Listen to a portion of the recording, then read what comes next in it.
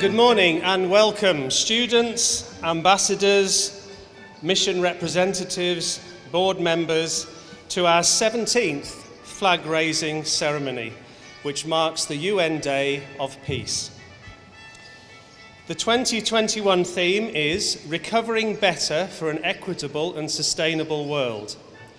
Each year, the International Day of Peace is observed around the world on the 21st of September, which is, of course, today. The UN General Assembly has declared that this is a day devoted to strengthening the ideals of peace through observing 24 hours of non-violent and ceasefire.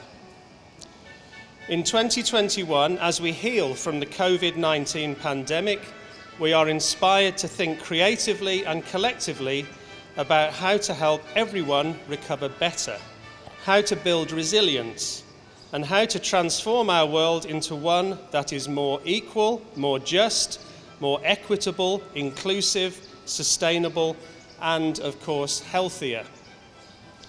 The pandemic has hit the underprivileged and marginalised groups the hardest. By April 2021, over 700 million COVID-19 vaccine doses have been administered globally. But over 100 countries had not received a single dose back in April. This is now improving, and over 5 billion doses have now been given, but less than 10% of the African continent is fully vaccinated, while Europe is more like 90%. So the inequity continues. Many politicians like to say, we are not safe until we are all safe. Very true. But the COVAX program has been hampered by a lack of supply from those richer countries. The pandemic has been accompanied by a surge in stigma, discrimination, and indeed hatred, which has cost more lives instead of saving them. The virus attacks all without caring about where they are from or what they believe in. Confronting this common enemy of humankind, we must be reminded that we are not each other's enemy. To be able to recover from the devastation of the pandemic, we must make peace with one another. And we must make peace with nature. Despite the travel restrictions, economic shutdowns, climate change is not on pause. What we need is a green and sustainable global economy that produces jobs, reduces emissions, and builds resilience to climate impacts. The 2021 theme for the International Day of Peace is Recovering Better for an Equitable and Sustainable World.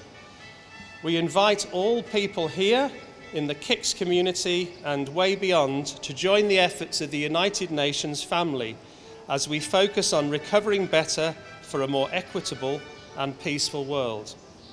We can and must build back better. Now we celebrate our peaceful diversity as a community of learners. Flag bearers, hopefully you're all ready. You're looking fabulous, lined up there, just the other side of the map. And I'm now going to hand over to our MCs, who will take us through the rest of the proceedings. Good morning, everyone. Thank you, Mr. Peter. We will now be introducing the flags by nations.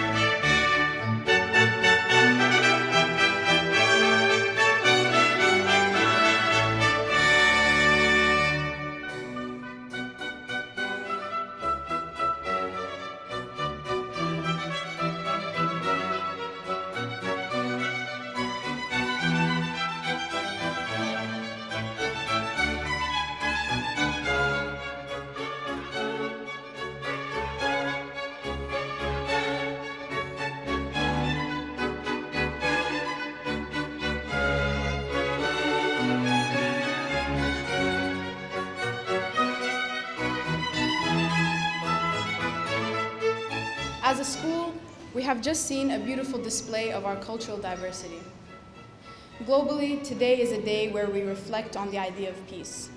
Diversity and peace are often interconnected, and so it is fitting that we celebrate them together. These two ideas are also the backbone of the UN. It was founded on the premise that the world's nations working together is what will prevent global conflict. As Mr. Peter said, over the past year and a half, we have all been constantly hearing about the COVID-19 pandemic. Something that COVID made abundantly clear was how any catastrophe will capitalize on and worsen pre-existing inequalities. Here in Sudan, we felt these effects deeper than many other nations. But today is not about lamenting our past mistakes. Rather, it is about how to use them to better our futures. That is the idea behind this year's KICSMUN theme, Recovering from a Global Crisis, a renewed focus on societal progression. So what does it mean to recover?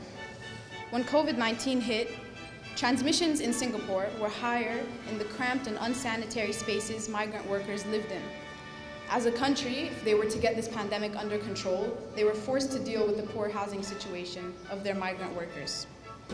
And so the government created a plan to provide better and more spacious housing for its migrants.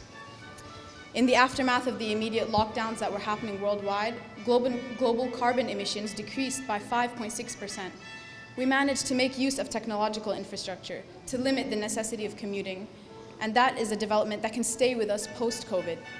We need to ensure that the world does not see a rebound in carbon emissions to meet the goals of the Paris Agreement. This pandemic also exposed cracks in public healthcare systems. In many parts of the world, healthcare has been made more accessible as doctors meet patients in their communities to avoid crowding hospitals. We have seen humanitarian efforts as more economically developed countries donate extra vaccines to those in need. While we all know that there's still work to be done, these are examples of how when a crisis hit, we managed to work together, not just to recover, but recover better. Returning to our previous structures is not an option, but we can take everything we have learned to rebuild them and ensure that a future catastrophe of this nature does not have as great an impact as it did. While we celebrate global mindedness today, it's important that we also pay tribute to the beautiful country in which we live.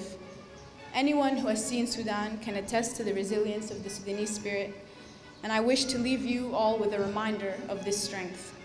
When you feel that peace is far and impossible to reach, remember that Sudan is filled with people who, when tired and angry, choose to laugh, people who are hungry but choose to feed others before themselves, people who, against all odds, choose to hope, and above all, people who, when faced with violence, choose Sidmia, peace.